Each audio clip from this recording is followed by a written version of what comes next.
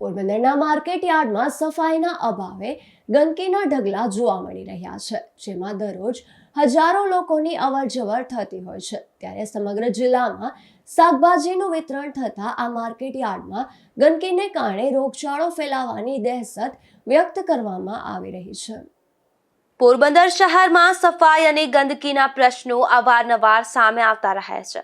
ખાસ કરીને ચોમાસાની ઋતુમાં ગંદકીના કારણે ચેપી રોગો ફેલાવાનું જોખમ વધી જતું હોય છે।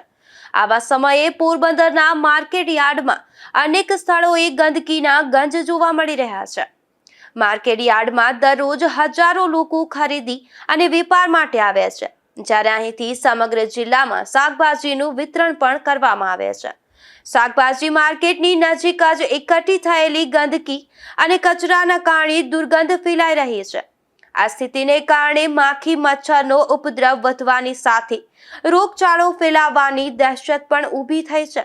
સ્થાનિક વેપારીઓ અને નાગરિકો દ્વારા તંત્રને નિયમિત સફાઈ, કચરાનો સમયસર નિકાલ અને સ્વચ્છતા જાળવવા માટે તાત્કાલિક પગલાં ભરવાની માંગ કરવામાં આવી રહી છે।